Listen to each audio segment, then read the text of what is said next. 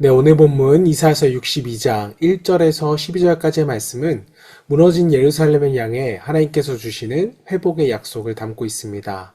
자, 그러나 이 말씀은 단순히 과거 예루살렘에 대한 이야기만이 아니라 오늘 우리 교회와 우리의 삶을 향한 하나님의 마음을 보여주는 말씀입니다. 자, 하나님께서 주시는 회복을 묵상하며 함께 말씀을 읽어보도록 하겠습니다.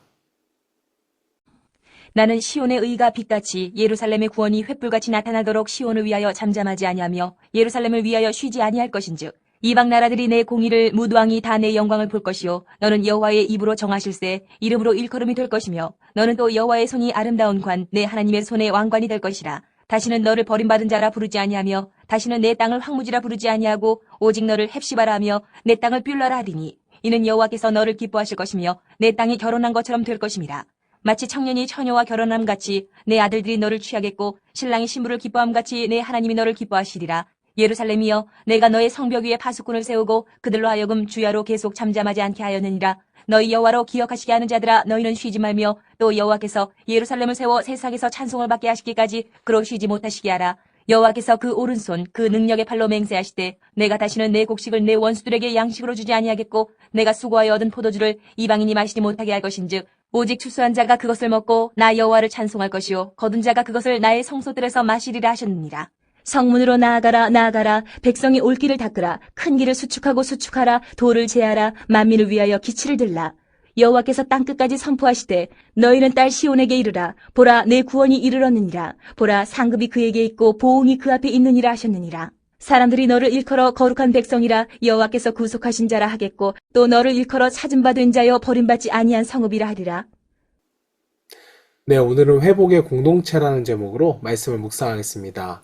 자, 본문 1절에서는 이렇게 말씀합니다. 나는 시온의 의가 빛같이 예루살렘의 구원이 횃불같이 나타나도록 시온을 위하여 잠잠하지 아니하며 예루살렘을 위하여 쉬지 아니할 것인즉. 자, 이 말씀은 하나님께서 자기 백성을 포기하지 않으신다는 선언입니다. 자, 하나님은 시온을 위해 침묵하지 않겠다고 말씀하셨습니다.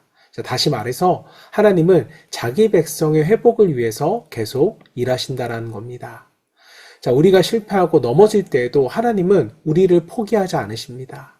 우리가 연약해도 하나님은 여전히 우리를 향하여 일하시고 계십니다. 자, 성도 여러분, 이것이 바로 하나님의 마음입니다. 사람들은 실패한 사람을 쉽게 포기해버립니다. 자, 그러나 하나님은요, 절대로 포기하지 않으십니다. 자, 하나님은 무너진 인생을 다시 세우시는 하나님이시기 때문입니다. 자, 본문 2절에서 하나님은 또 이렇게 말씀하십니다. 이방 나라들이 내 공의를 뭇 왕이 다 내 영광을 볼 것이요. 자, 하나님께서 예루살렘을 회복시키실 때 그 회복은 단지 내부적인 회복으로 머물지 않습니다. 온 세상이 그 영광을 보게 됩니다. 자, 하나님이 세우신 공동체는 세상 속에서 하나님의 영광을 드러내는 공동체가 된 것입니다. 자, 교회가 바로 그런 공동체입니다. 교회는요, 단순한 모임이 아니죠. 하나님께서 세상 가운데 세우신 하나님의 영광을 드러내는 공동체입니다. 자, 때문에 교회를 통해 하나님의 은혜와 사랑이 세상에 나타나야 할 것입니다. 자, 본문 4절을 보면 하나님은 예루살렘의 이름을 바꾸지 않으겠다고 말씀하십니다. 4절 말씀, 다시는 너를 버림받은 자라 부르지 아니하며.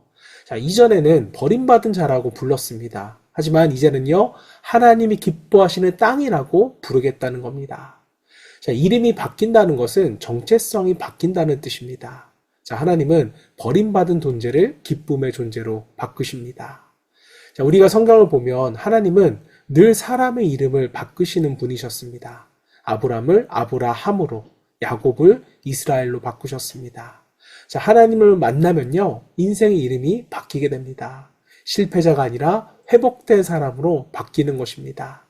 자, 하나님은 우리를 버림받은 자로 부르지 않으십니다. 하나님은 우리를 기뻐하시는 그분의 백성으로서 부르십니다. 자, 이것이 바로 복음입니다. 자, 본문 6절을 보면 하나님은 예루살렘 성벽 위에 파수꾼을 세우신다고 말씀하셨습니다. 6절 말씀, 예루살렘이여 내가 너의 성벽 위에 파수꾼을 세우고. 자, 파수꾼은 잠들지 않는 사람입니다. 공동체를 위해 깨어있는 사람. 자, 하나님은요, 공동체가 무너지지 않도록 깨어 기도하는 사람들을 세우십니다. 자, 교회는 기도하는 사람들로 세워지는 공동체입니다. 자, 교회의 역사를 보면 교회가 살아날 때마다 언제나 기도의 사람들이 있었습니다. 밤낮으로 하나님을 찾는 사람들이 있을 때 교회가 살아났습니다. 자, 기도하는 사람이 교회를 지키는 파수꾼입니다. 자, 본문 10절에서는 이렇게 말씀합니다.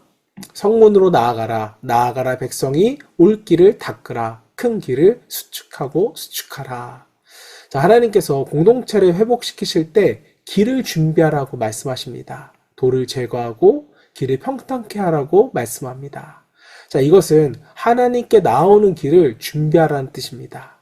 자, 교회의 사명이 바로 여기에 있습니다. 사람들이 하나님께 나올 수 있도록 길을 준비하는 것.